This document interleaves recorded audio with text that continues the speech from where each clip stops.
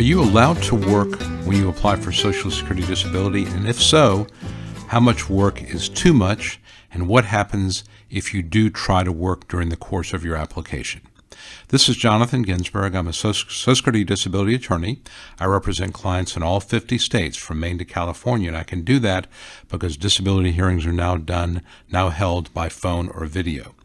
I'd like to answer the question about work efforts and work attempts during the course of an application because I'm seeing it more and more in my practice, and it's not surprising, and that's because the disability adjudication process is taking longer and longer. If you apply for benefits, there's a good chance you could wait 18, 24, 28, 36 months before you get to a hearing. And obviously, if you're going for a year and a half, 2 years, 2.5 years without any money, it's sort of hard to survive. You can't eat, you can't provide a roof over your head. So many people try to work, and they're concerned if they try to work, is that going to screw up their case? Or if they try to work, can they do so on an ongoing basis with part-time work? So I want to answer those questions for you. So the starting point of this is to understand the way Social Security defines what is called substantial gainful activity. Remember, SSA defines disability in terms of how your medical condition, whatever it is, mental or physical, would prevent you from engaging in substantial gainful activity due to a determinable medical condition that has lasted or is expected to last 12 consecutive months. So again, you don't have to be out of work for 12 months. You have to have a condition that is likely to keep you out of work for 12 months.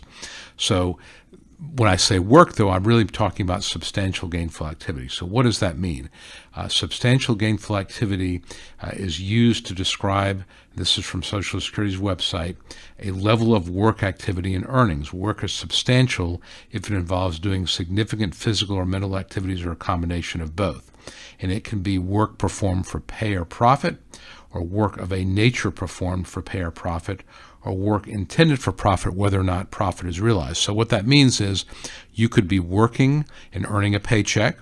You could be volunteering and not getting paid. You could be working as a self-employed person and not making enough money to take anything home, but still working and maybe just using it to pay the bills or to work off. Let's say you work in an apartment complex and you manage the apartment complex in exchange for free rent.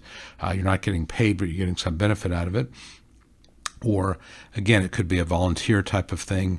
It also could be going to school full-time, because if you think about it, if you're going to school full-time, 6-8 hours a day, and it's obviously involving some mental activities, that is roughly equivalent to work. So really the way SSA looks at it is the activity you're doing something that would be subject to getting paid? Is it something that would be something that looks or smells like a job is really the way I would look at it. Now, there is obviously one way to look at this would be the activity, but SSA has actually come up with a table that tells you how much money you can earn gross income before it becomes SGA. So here's the table here, ssa.gov/oact/COLA/SGA-HTML, and I'll put that link in the notes here. But if you see here in 2023, when I'm recording this, that for a non-blind person, if your gross earnings are $1,470 a month or more, that is de facto, that is considered SGA. So if you're earning $1,469, that is not SGA. If you're earning $1,471, it is. So, it's really important to keep track of your gross earnings, not after-tax earnings. This is gross earnings. And you see in 2022, it was $1,350, 2021, $1,310. So it changes every year. So if you're watching this in 2024, 2025, go to this table and you'll see what the new number is. It's going to be, I suspect, in 2024 over $1,500. So that is, if you're earning this amount of money, that is considered SGA. And I will tell you that in a hearing, if your gross earnings are consistently $1,420 instead in 2023, it's going to be hard to argue to a judge that you're not really working or you don't have the capacity to do SGA. So my rule of thumb is if I have a client who's working part-time and the SGA is $1,470, I'll tell my client, $1,100, $1,150, maybe $1,200. I wouldn't go more than that before it starts to become an issue where a judge is going to look at that with somewhat of a cynical approach, because again, anything close to 1470 is going to look like you have the capacity for 1470. So that is what SGA is. So if you're working part-time and you're earning consistently over 1470, you're not going to be able to pursue disability benefits because Social Security will conclude you're doing SGA. Let me also point out that if you have expenses related to your medical problem or mental health problem that you have to expend in order to allow you to work, then those come off the top. So, for example, if you are driving Uber and you have expenses, maybe some sort of a special cushion in your seat that would allow you to do that, or you have some other special consideration, you've got some sort of assistive device, and there's a cost to that, that would come off the top. So that's sort of on a case-by-case basis. But my point is if you're doing a job, and let's say, again, maybe you're using a computer monitor, and you've got to have some sort of a special monitor where you are magnifying the size of the font on the screen, then you could take that off the top. Whether you could do that on a one-time basis or kind of divide it out over a year-to-year basis, that would be something to talk to an attorney about. But my point is if you have expenses directly related to your medical problem that allow you to work at SGA level, those expenses can come off the top, again, case-by-case basis.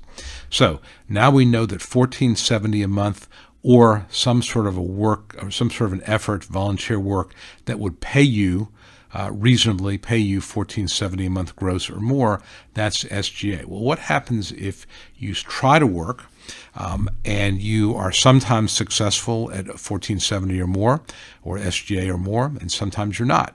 Well, Social Security recognizes that people, and they want people to try to work, so there is a concept in Social Security called Unsuccessful Work Attempt, or UWA. You got to love the acronyms, SGA, UWA. But again, SGA is substantial gainful activity. UWA is unsuccessful work attempt. So basically what this means is that if you try to work but you're not successful, and let's just use the simple way, you're not successful in earning SGA amounts on a consistent basis, that will not hurt you. So in other words, if let's say you apply for disability and you try to go to work, and in the first month, you're able to earn $2,000. Okay, you're over SGA. Then the second month, you're down to $1,500. You're just over SGA. The third month, you're at $1,100 or $1,200. That is a non-SGA month. And then you're kind of bouncing back and forth. Well, Social Security is going to look at that, and they're going to have to make a decision. Where are you on that spectrum? Are you SGA or not? Well, UWA is basically earnings that are less than SGA. And generally speaking, and again, this gets a little confusing, but they look at it kind of on a 3-6 month basis. So if you work and you go to work, a simple way to look at it would be you go to work and you don't last 3 months at SGA. That would be considered an unsuccessful work attempt. And generally speaking, if you work for 2 or 3 months, then you stop and you're out of work for 3 or 4 months, you have another UWA, that's generally not going to hurt you. In fact, I think it helps you because it shows to Social Security that you're really trying to work. Technically, you can work up to 6 months. However, once you get beyond the 3 months, they're going to look at it to see whether or not you have really achieved the capacity for SGA. So I always tell my clients, if you're going to try to work, please try to work. I think working is better than pursuing disability. It's more predictable. You'll feel better about yourself. Many good reasons to work. You'll make more money. But if you think you're going to be able to last more than 3 months, give me a call. Let's talk about it, because the last thing you want to do is to work and really struggle and fight and then make it to 7 months where you clearly are over the UWA, you're no longer unsuccessful.